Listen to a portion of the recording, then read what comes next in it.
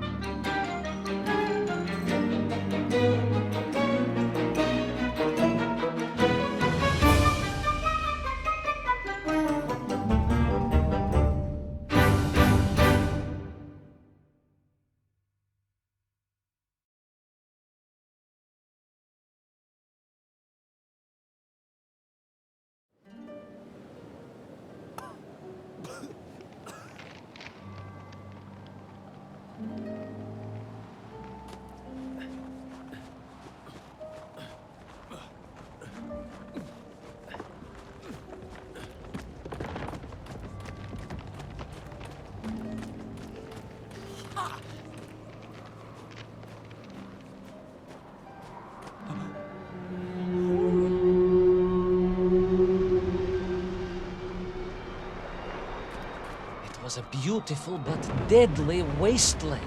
Freezing cold, brutally chilly, enough to kill a man in hours. Yet here you are. Indeed, General. An impoverished childhood playing in the streets of Omsk during those bitter winters had made me hardy. I thought you said you grew up in Altai. Ah, General, the life of a poor toy maker's family. We had to move from place to place just to find work.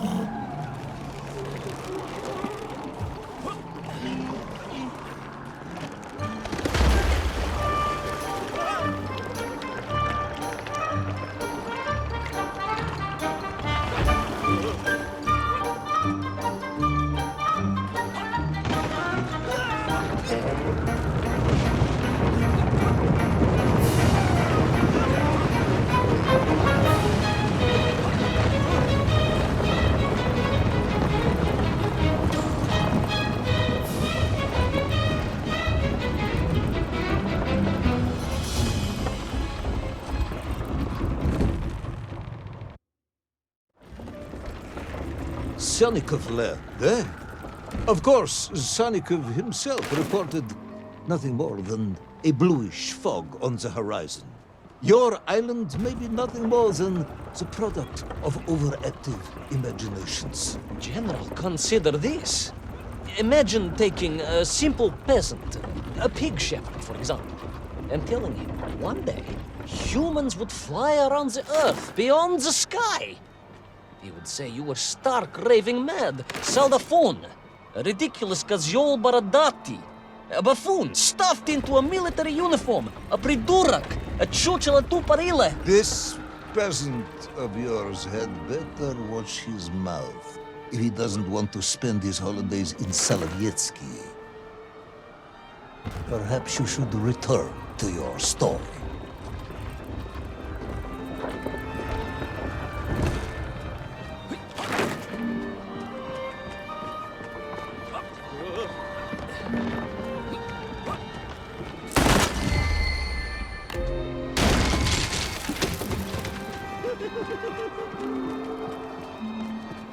There in the cliff, I could not believe it. A hairy elephant, trapped and frozen in the ice. A mammoth? No, General, a hairy elephant. Who would think such a thing could be?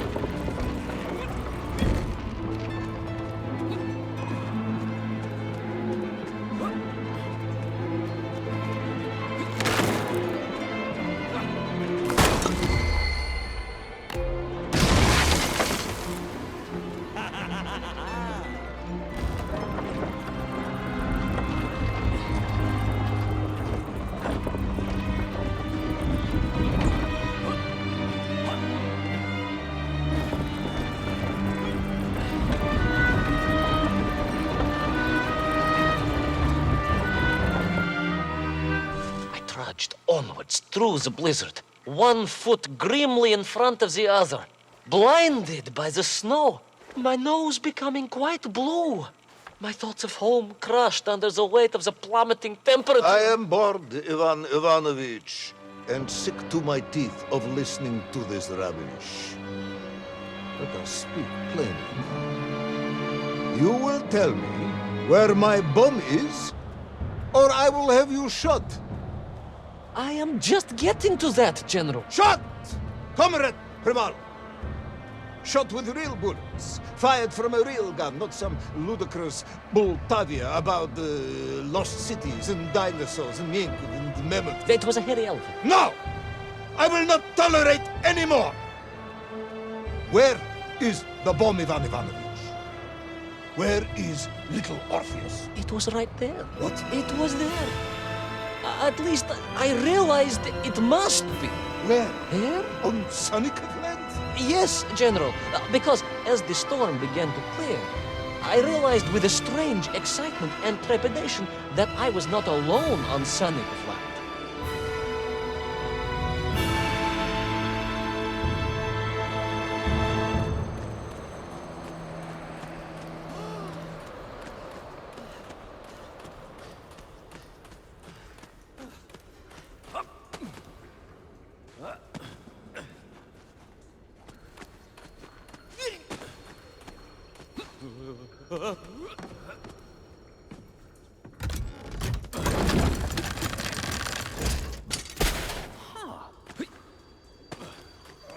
Wait. Go back. You say these lifeboats came from Zarya? A Russian ship? Zarya returned home, but not with all of her crew. And here were the missing lifeboats, trapped in the ice for all of these years. And it could only mean one thing. That you are continuing to hang upshot on my ears.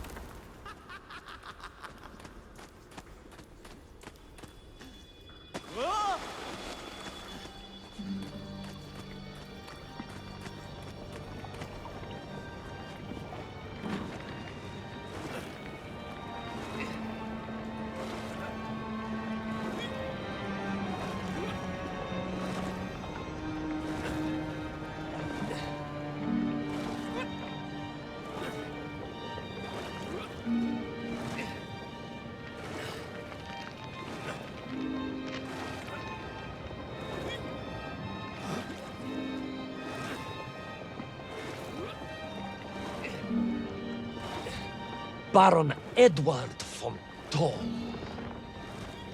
Of course, I remember reading about his tragic expedition at school. We were taught he had died a hero's death out on the icy wastes, searching for Sanikov land. Yet what if, in doing so, he had sailed accidentally into the interior, deep below the crust of the world? A fellow citizen of the surface. I had to try and find him.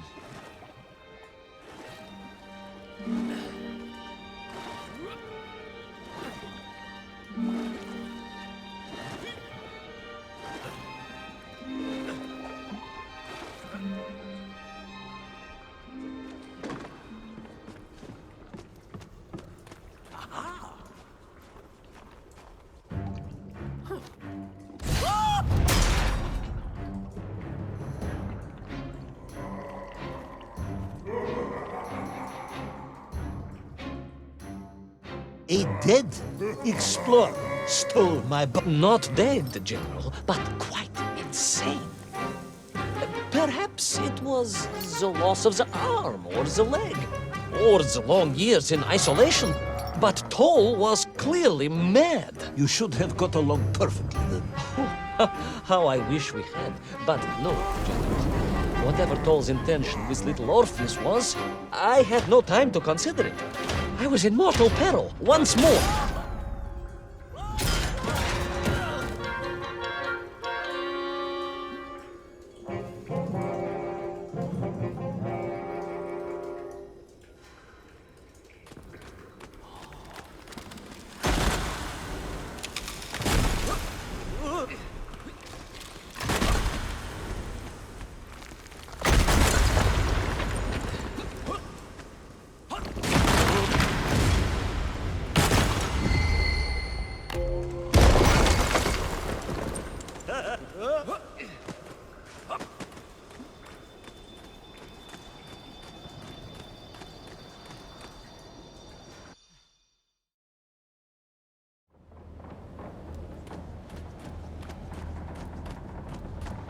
So, you believe that Toll had somehow enslaved the Menkiv and bent them to his will? I do, General. It was obvious. Why else would they serve him? And how else could they be so different from their free comrades? These odd helmets they wore, it was the science of our times. No doubt about it. Although fused with some strange crystal technology I could not recognize. To be honest with you, it didn't seem appropriate to stop and ask them.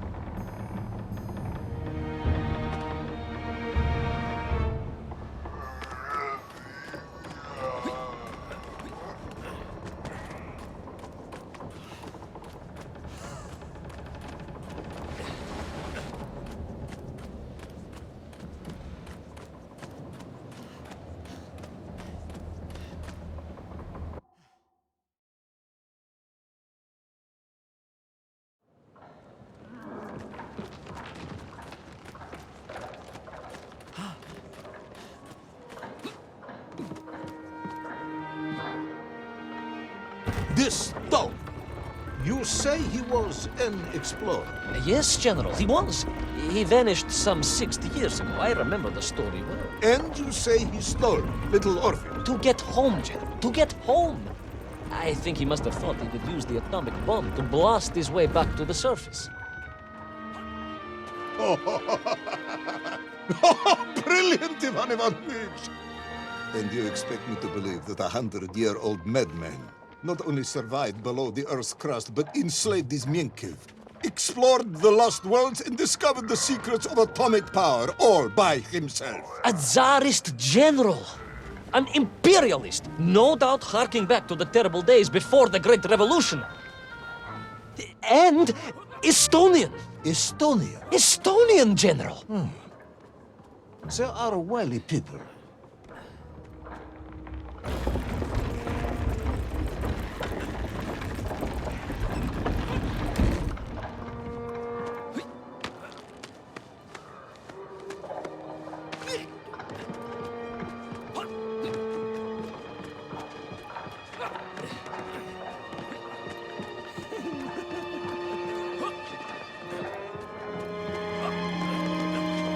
The slave mines stretched away into the distance, and I sometimes wondered if I would ever find my way out. But I never gave up, General. Of course you didn't. You are a hero, Ivan Ivanovich. No, General, no, I am no hero. I am a simple toy maker's son from Tomsk. Omsk. General? Omsk. You said Tomsk. I said Omsk. You said Tomsk. General, I think I am well aware of the city of my birth. Perhaps all the moving around as a child confused you.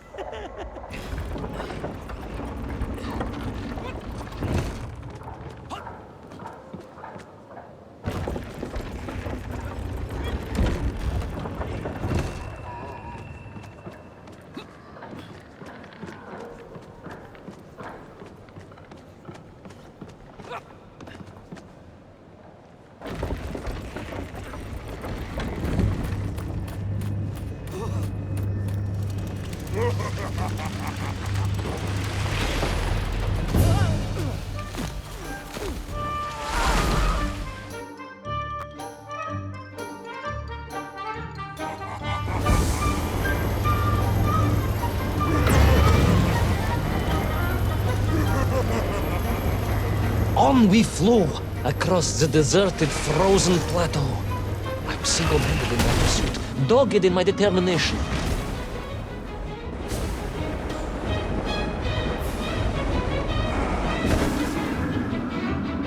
I would take back little Orpheus and prevent Toll from detonating the bomb. Ah, you are as humble as ever, Tavares.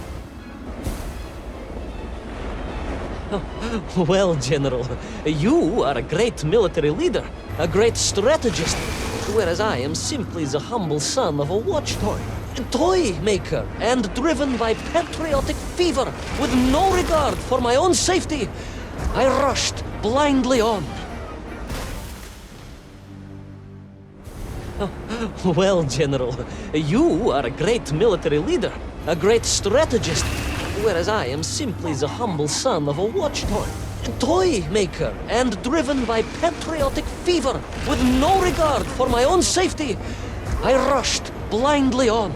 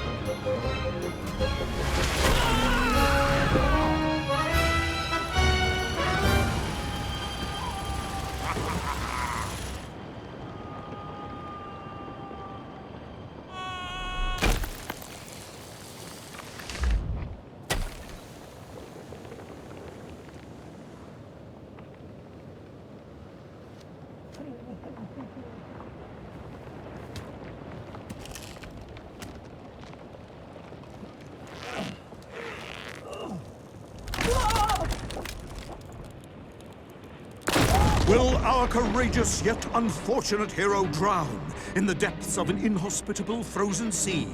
Will he thaw out in time to prevent Toll from detonating the bomb? Will the general holiday in Omsk next year? Or Tomsk? Or perhaps both? What exactly is the difference between a mammoth and a hairy elephant? All of these questions and more should almost certainly be answered in the next exciting episode of Little Orpheus!